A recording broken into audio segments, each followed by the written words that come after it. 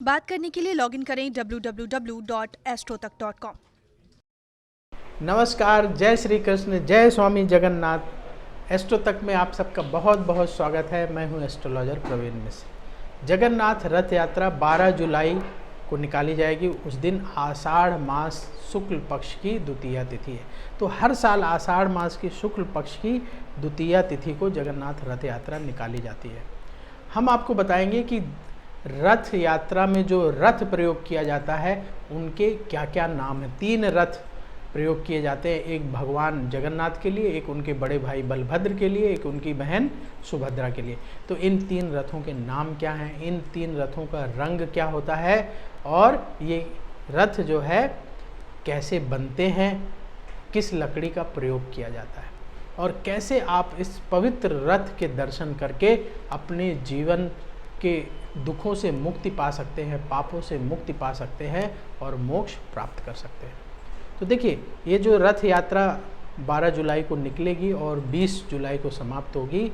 इसमें जो रथ लकड़ी के बनाए जाते हैं, इनका जो प्रोसेस है, काम है, ये अक्षय तृतीया से शुरू हो जाता है। तो इस बार अक्षय तृतीया 15 अप्रैल को थी, 15 मई को थी, माफ़ कीजिएगा, 15 मई 2021 को अक्षय तृतीया थी और उसी दिन से जो रथ निर्माण की प्रक्रिया है वो शुरू हो गई थी।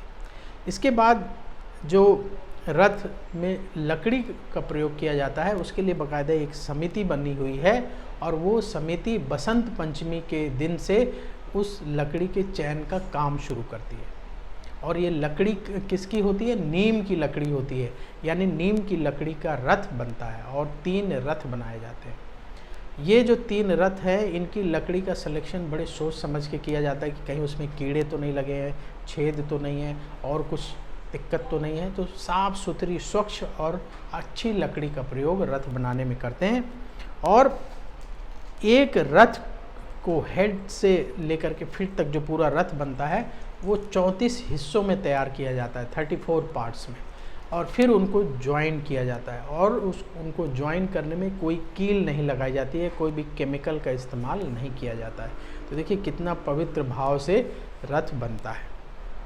ये जो रथ बनते हैं भगवान जगन्नाथ के, उनके भाई बलभद्र और बहन सुभद्रा के, इनकी हाइट अलग अलग होती है, रंग भी थोड़ा सा अलग होते हैं और इनके नाम भी अलग अलग होते हैं।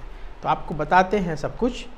तो देखिए, जो भगवान जगन्नाथ जी का जो रथ है वो कितने हाइट का होता है? तो भगवान जगन्नाथ का जो रथ है वो 45.6 फीट, माने 45.6 फीट ऊंचा होता है। और उनके रथ का नाम होता है नंदी घोष। और जो उनके भाई हैं बलभद्र जी, उनके रथ की हाइट 45 फीट होती है और उनके रथ का नाम होता है ताल ध्वज। इसी तरह से जो उनकी बहन है, उनके रथ का नाम दर्प दलन होता है या पद्म रथ भी कहते हैं और उनके रथ की हाइट होती है 44.6 फीट। तो रथ की हाइट अलग अलग होती है, उससे भी आप पहचान सकते हैं। इसी तरीके से इनके रथ के रंग भी अलग अलग होते हैं। सबसे आगे रथ चलता है बलभद्र जी का, जिसका नाम आपको बताया कि ताल ध्वज होता है और इसका जो रंग होता है लाल रंग और हरा रंग होता है। फिर बीच में चलता है बहन सुभद्रा का रथ, जिसको दर्प दलन या पद्म रथ के नाम से भी जाना जाता है। यह काले या नीले रंग और लाल रंग का बना होता है, इसमें लाल रंग किया जाता है। और भगवान जगन्नाथ का रथ सबसे आखिरी में चलता है, जिसका नाम नंदी घोष या गरुड़ ध्वज भी कहा जाता है। ये लाल रंग और पीले रंग का बना होता है। तो इस तरीके से इनके अलग अलग रंग हैं। जब ये रथ तीनों बन करके तैयार हो जाते हैं तो एक छर पह नरा की अनुष्ठान किया जाता है। छर पह नरा क्या है? इसमें जो पुरी के राजा के वर्तमान वंशज हैं इस समय, वो क्या करते हैं, पालकी में बैठ करके आते हैं और तीनों रथों का पूजन करते हैं और सोने की झाड़ू से रथ की सफाई करते हैं और जिस मार्ग में रथ चलना है उस मार्ग की भी सफाई करते हैं। इसके बाद वो रथ चलता है वहाँ से। तो इस रथ यात्रा के दर्शन करने से, रथ यात्रा में शामिल होने से पापों से मुक्ति मिलती है और मोक्ष की प्राप्ति होती है।